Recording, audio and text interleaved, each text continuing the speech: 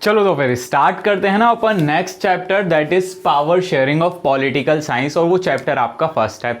अब बच्चे एक क्वेश्चन आना चाहिए कि why first chapter as a power sharing.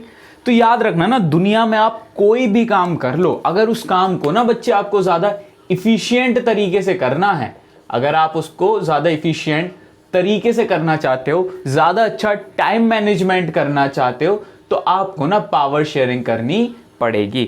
मतलब बिना पावर शेयरिंग के आप कोई भी काम को ना ज़्यादा आसान नहीं बना सकते हो, तो उसके लिए ना पावर शेयरिंग करनी पड़ेगी। From my point of view अगर हम बात करें तो हम पावर शेयरिंग को ना बच्चे अलग से नहीं पढ़ेंगे, हम इसको ना एक और चैप्टर के साथ पढ़ेंगे दैट इज फेडरलिज्म। क्योंकि ना ये कहीं ना कहीं ये दोनों चैप्टर ना आपस में जुड़े हुए हैं।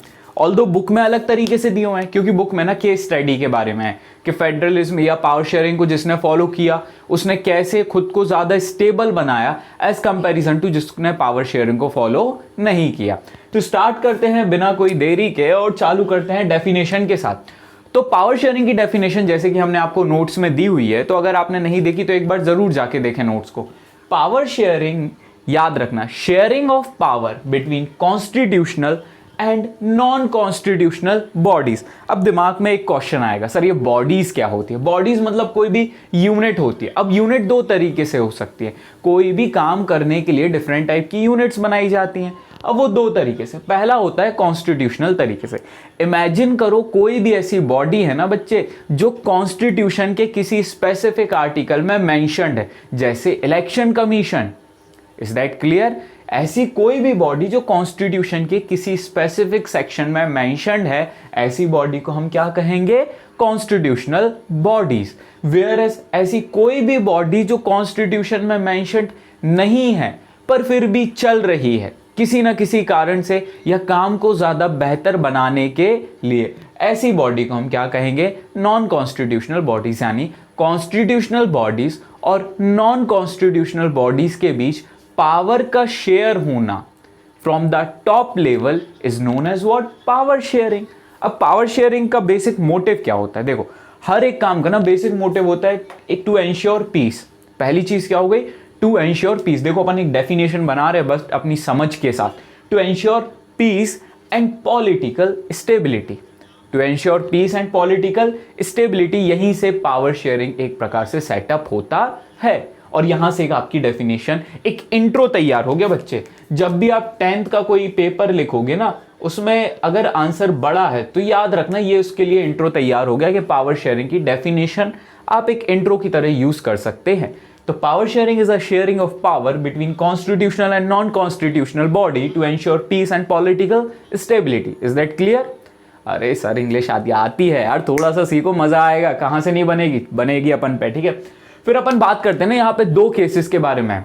अब याद रखना एनसीईआरटी ना आपको केसेस बताएगी। केसेस इसलिए बताएगी ताकि आप समझ सको कि एक व्यक्ति जिसने वो चीज फॉलो की है और दूसरा व्यक्ति जिसने वो चीज फॉलो नहीं की है, दोनों में क्या डिफरेंस है। एक प्रॉस्परस है, दूसरे में काफी ज्यादा पॉलिटिकल इंस्टेबिलिटी। अब देखो ना बच्चे, ये चैप्टर कब लिखा गया होगा और आज श्रीलंका में इंस्टेबिलिटी आपको देखने को मिल रही है, कैसे वहां पे सिविल वॉर जैसी सिचुएशंस देखने को मिल रही हैं, कैसे वहां पे वेरियस क्राइसिस देखने को मिल रही हैं। तो कहीं ना कहीं ये चैप्टर बहुत ही ज्यादा इंपॉर्टेंट है। तो एनसीईआरटी ना याद रखना इतनी बेस्ट बुक है ना कि आपको एक चैप्टर पढ़ने के लिए, एक बुक को पढ़ने के लिए ना 10 बेस्ट बुक पढ़नी पड़ेंगी। इतनी बेस्ट बुक है एनसीईआरटी, ठीक है। तो उसको ना बहुत बहुत बारीकी से समझना, अपन को उसके बाल की खाल निकालनी है। तो अपन पढ़ते हैं यहाँ पे ना एथनिक केस ऑफ बेल्जियम। अब एक बेल्जियम याद रखना, बेल्जियम यूरोप में एक देश है, ठीक है। यूरोपियन यूनियन का हेडक्वार्टर भी कहाँ पे है? बेल्जियम के ब्रुसेल्स में है। यूरोप का एक देश बेल्जियम। देखो दुनिया में जितनी भी सोसाइटी, याद रखना दुनिया में जितनी भी सोसाइटीज हैं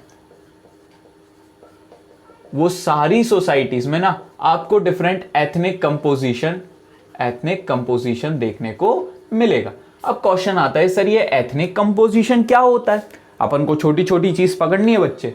तो एथनिक कंपोजिशन होता है कि वो लोग जो सेम आइडेंटिटी एंजॉय करें, जो सेम प्रकार के कल्चर को फॉलो करें, जो सेम प्रकार की लैंग्वेजेस एक प्रकार से बोले, जो एक प्रकार से ना जिनकी कॉमन आइडेंटिटी हो। वो क्या कहलाएंगे? Ethnic group. क्या कहलाएंगे? Ethnic group. और ऐसे एथनिक ग्रुप का कंपोजिशन कि ये वाला सेक्शन इतने परसेंट में है, ये वाला सेक्शन इतने परसेंट में, इसी को क्या बोलते हैं अपन? Ethnic composition. तो एथनिक कंपोजिशन अपन कहां का सीखने वाले हैं? बेल्जियम का, यूरोप का एक छोटा सा देश बेल्जियम, ठीक है। अब यहां पे ये है कुछ एथनिक कंपोजिशन, बहुत ही ज्यादा सिंपल, बस थोड़ा सा ना दिमाग को एक्टिवेट करना है। 59% फ्लेमिश रीजन में रहते हैं और बोलते क्या है? डच लैंग्वेज, रट लो। 40% वेलोनिया रीजन में रहते हैं, बोलते हैं क्या है? French language.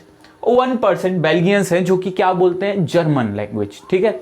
तो याद रखना 59, 40, 1%। फिर से बोलो 59, 40, 1%। 59% कहाँ? Flemish region speaking Dutch language. 40% क्या? Wallonia region speaking French language. और 1% क्या है? बेल्जियंस हैं जो कि क्या बोलते हैं? जर्मन बोलते हैं।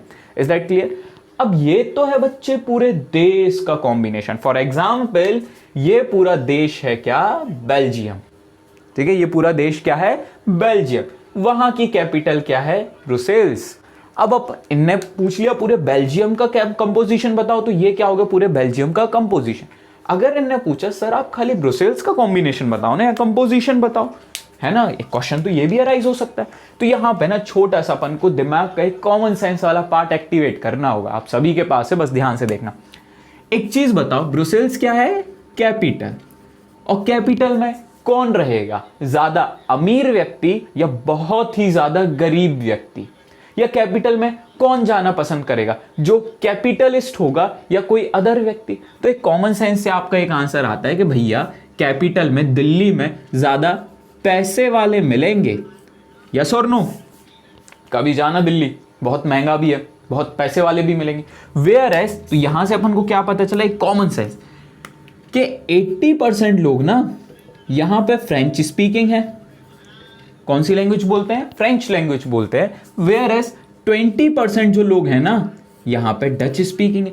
मतलब एक कॉमन सेंस से पता चल रहा है कि ये लोग ज्यादा रिच हैं, फ्रेंच पीपल ज्यादा रिच हैं as comparison to Dutch people. और यहीं से बच्चे चालू हो गया कंसेप्ट ऑफ स्ट्रगल।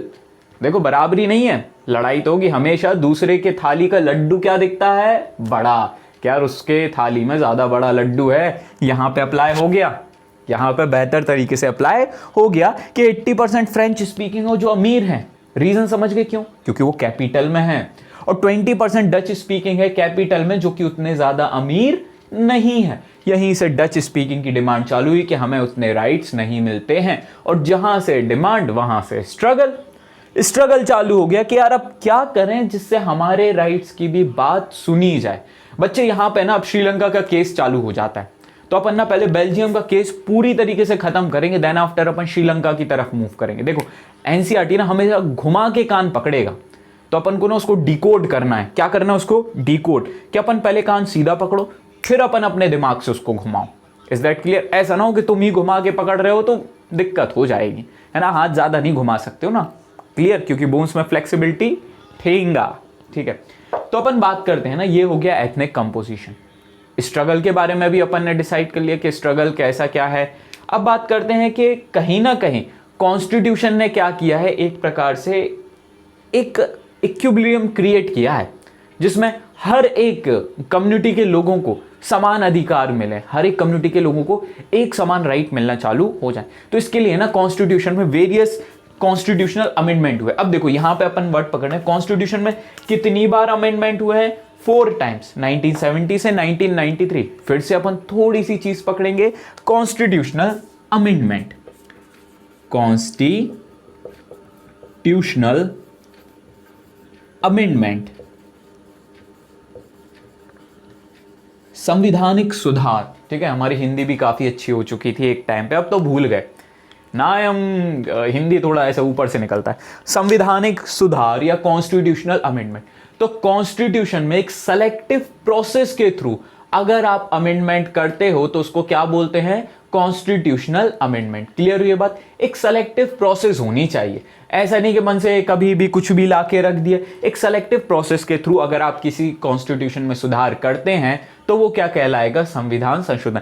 इंडिया के कंटेस्ट में ना बच्चे जो कॉन्स्टिट्यूशनल अमेंडमेंट का प्रोसेस है ना वो किस में दिया हुआ है? आर्टिकल 368। किस आर्टिकल में दिया हुआ है? Article 368 of the Indian constitution clearly states about the process and the types of constitutional amendment. किस आर्टिकल में? आर्टिकल, अब वहां बेल्जियम का हमें नहीं पता, सिंपल सी बात, ठीक है। तो कॉन्स्टिट्यूशनल अमेंडमेंट की बात करें तो कॉन्स्टिट्यूशन में सुधार कितनी बार हुआ? 4 टाइम्स में। कहां? बेल्जियम। अब इन लोगों ने क्या किया जब ये सुधार किया? तो इन लोगों ने ना 4 चीजों को बहुत अच्छे से मतलब एक प्रकार से अपनाया जिससे आप डाइवर्सिटी को एकोमोडेट कर सको।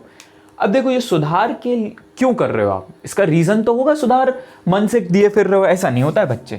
जब भी आप कॉन्स्टिट्यूशनल अमेंडमेंट करते हो ना, इसका मेजर फोकस यही होता है कि पावर का क्या हो? Equitable, EQUITABL, equitable distribution. क्या हो? पावर का इक्विटेबल डिस्ट्रीब्यूशन। अगर आप पावर को डिस्ट्रीब्यूट कर रहे हो ना, तो पॉसिबिलिटीज ऑफ कॉन्फ्लिक्ट हमेशा याद रखना। पावर को अच्छे से डिस्ट्रीब्यूट कर रहे हो तो पॉसिबिलिटी ऑफ कॉन्फ्लिक्ट खत्म हो जाएंगे। Is that clear? अगर घर में 2 भाई बहन है या 3 भाई बहन है और चॉकलेट आई, एक को ज्यादा मिली एक को कम मिली, लड़ाई होगी कि नहीं होगी? बिल्कुल होगी। और अगर सिल्क है, सपोज करो सिल्क है, बढ़िया गाना बज रहा है बैकग्राउंड में, टेन, ठीक है, अगर दोनों को इक्वल मिली तो क्या लड़ाई होगी? नहीं। Is that clear? तो पॉसिबिलिटीज ऑफ कॉन्फ्लिक्ट को खत्म करता है क्या? Power sharing. वो भी कैसा? पावर इक्विटेबल डिस्ट्रीब्यूट होना चाहिए। तो कॉन्स्टिट्यूशनल अमेंडमेंट का बेसिक यहां पे मोटिव क्या था कि पावर को ना इक्विटेबल डिस्ट्रीब्यूट करो। कैसे? पहला चीज, इक्वल मिनिस्टर्स लेके आओ। किसके इक्वल मिनिस्टर्स? ध्यान से समझना, डच स्पीकिंग, फ्रेंच स्पीकिंग लोगों के इक्वल नंबर ऑफ मिनिस्टर्स होने चाहिए ताकि उनकी रिप्रेजेंटेशन अच्छे से हो ना, उनकी बात अच्छे से उनके पार्लियामेंट में रखी जाए ताकि उनकी सुनवाई अच्छे से हो सके। सेकंड चीज, सेंट्रल एंड स्टेट के बीच, सेंट्रल गवर्नमेंट और स्टेट गवर्नमेंट के बीच में ये रब कर देते हैं ताकि ज्यादा अच्छे से एक्सप्लेन कर सके, ठीक है। आई होप ये आर्टिकल 398 आपने लिख लिया होगा, बहुत ज्यादा जरूरी चीज है, ठीक है। तो क्या कह रहे थे अपन? हाँ, सेकंड पॉइंट में क्या है, देखो ध्यान से समझना। सेंट्रल गवर्नमेंट, ये अपन सेकंड पॉइंट को डिस्कस करें, एंड स्टेट गवर्नमेंट के बीच, स्टेट गवर्नमेंट के बीच पहले क्या करो? पावर को शेयर कर दो। क्या कर दो? पावर को शेयर कर दो। पहली चीज, ये बड़ा भाई ये छोटा भाई, दोनों के बीच चॉकलेट इक्वली डिस्ट्रीब्यूट कर दो, प्रॉब्लम सॉल्व। पहली चीज। सेकेंड चीज बात करते हैं कि यहां पे ना एक और इन्होंने बहुत अच्छा काम किया कि state government is not subordinate, यानी किसके नीचे नहीं है? सेंट्रल गवर्नमेंट के नीचे नहीं, subordinate to central government. Is that clear? State government is not subordinate to central government. Clear हुई है बात? तो ये बहुत इंपॉर्टेंट चीज इन्होंने अप्लाई कर दी। Second point. थर्ड पॉइंट में इन्होंने क्या किया? सेपरेट गवर्नमेंट बना दो। कहां की सेपरेट गवर्नमेंट? तो सेपरेट गवर्नमेंट ऑफ ब्रुसेल्स। क्यों? क्योंकि इसका रीजन ये है कि भैया पूरे देश का ना एथनिक कंपोजिशन अलग है, वेयर इज ब्रुसेल्स का एथनिक कंपोजिशन 80% कौन? फ्रेंच स्पीकिंग और 20% कौन? Dutch speaking. मतलब कहीं ना कहीं दोनों के कंपोजिशन में डिफरेंस तो है। तो इन्होंने क्या कह दिया? सेपरेट गवर्नमेंट बना दो ब्रुसेल्स की। आज दिल्ली में क्या सेपरेट गवर्नमेंट है? बिल्कुल है। देखो पूरे इंडिया की गवर्नमेंट दिल्ली में बैठी हुई है, सेंट्रल गवर्नमेंट दिल्ली में है ना, लेकिन दिल्ली की खुद की गवर्नमेंट है क्या? बिल्कुल है। पूरे इंडिया की गवर्नमेंट का हेड कौन है? मिस्टर नरेंद्र मोदी। और दिल्ली की गवर्नमेंट का हेड कौन है? Mister Arvind Kejriwal. Getting my point? मतलब सेम चीज ना इनने एक्सेप्ट कर ली। किसने एक्सेप्ट कर ली? ब्रुसेल्स ने। क्लियर हुई? एक सेपरेट गवर्नमेंट। और फोर्थ पॉइंट आ जाता है बच्चे, कम्युनिटी गवर्नमेंट। कौन सी गवर्नमेंट? Community government. गवर्नमेंट नहीं होता, गवर्नमेंट होता है, गवर्नमेंट नहीं, गवर्नमेंट, ठीक है। कम्युनिटी गवर्नमेंट के बारे में बात करें तो क्या हुआ? जितने भी लिंगुअल ग्रुप्स थे, मेजरली तो 2 थे, डच और फ्रेंच। लिंगुअल मतलब होता है भाषाई आधार पे। लिंगुअल का मतलब क्या होता है? LINGUAL। भाषाई आधार पे 2 ग्रुप थे, डच एंड फ्रेंच स्पीकिंग। इनसे कह दिया कि आप अपनी कम्युनिटी ग्रुप बना लो। इससे फायदा क्या? क्या आप अपने लोकल लेवल पे डिस्प्यूट को सॉल्व कर पाओगे। डिस्प्यूट मतलब होता है मतभेद। डिस्प्यूट का मतलब क्या होता है? मतभेद। लोकल लेवल पे डिस्प्यूट को सॉल्व कर पाओगे। पहली चीज। क्लियर हुई है बात? अब इससे एक और चीज ध्यान देखना, जब आपके डिस्प्यूट सॉल्व होंगे तो क्या लोकल लेवल पे आप पीस को एंश्योर कर सकते हो? 100%। अगर लोकल लेवल पे रोज आपके घर के सामने झाड़ू लग रही है, रोज आपके यहाँ पे हर चीज बेसिक फैसिलिटीज आपको प्रोवाइड करी जा रही है, तो क्या सोसाइटी में शांति स्थापित होगी? बिल्कुल ना। प्लस क्या इससे हार्मनी स्टैब्लिश होगी between Dutch, French and German speaking? बिल्कुल ना। जब सबको समान चीजें मिल रही हैं, एक जैसी चीजें मिल रही हैं, तो क्या सोसाइटी में एक हार्मनी स्टैब्लिश होगी? बिल्कुल हाँ। तो बच्चे पावर शेयरिंग का ना बस यही कंसेप्ट है। अब बेल्जियम ने जब ये सारी चीजें कर ली ना, तो उसने बस एक चीज को अटेंड किया, एकोमोडेशन ऑफ डाइवर्सिटी। अब एक सिंपल सा वर्ड अगर हम आपसे कहें ना, जो 6 साल का एक्सपीरियंस है उसके बेसिस पे एक सिंपल सी चीज कहें ना, जो 5 साल पढ़ा, 6 साल का एक्सपीरियंस, ये सारे का कॉम्बिनेशन जो अगर हम बनाए, एक सिंपल सी चीज जिससे आप एकोमोडेशन ऑफ डाइवर्सिटी कर सकते हो, वो है कि बच्चे जिस दिन ना मेजॉरिटी को जो राइट्स मिलते हैं वो माइनॉरिटी को मिल गए, और जो मेजॉरिटी राइट्स एंजॉय कर रहे हैं वो माइनॉरिटी राइट्स एंजॉय करने लगे, उस दिन आप अपने देश की डाइवर्सिटी को एकोमोडेट, होल्ड, एकोमोडेट का मतलब क्या? होल्ड, संभाल कर रख पाओगे। Is that clear? वही है ना, साथ ही हाथ बटाना, एक अगर थक जाए तो मिलकर बोझ उठाना, माइनॉरिटी और मेजॉरिटी को इक्वल राइट्स देना। Clear? So this is all for today. Next chapter में अपन श्रीलंका के केस के बारे में पढ़ेंगे, तो आई होप ये सारा आप लोगों ने लिख लिया होगा। So let's switch to next lecture, है ना? That's good. Okay, tata, bye bye.